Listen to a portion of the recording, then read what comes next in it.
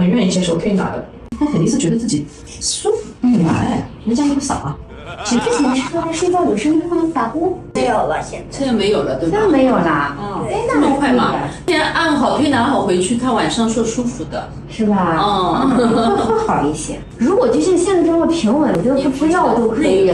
对呀，因为咱们吃的目的就是为了让它能平稳，没有不舒服，不影响它睡觉。胃口还不错，胃口好的。然后那个睡觉的话，没有以前打呼这么响了。还打吗？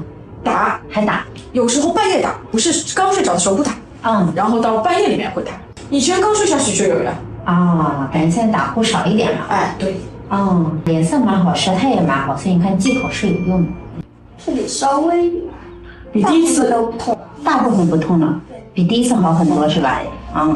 还有一点点痛啊。再做个2次就不痛了。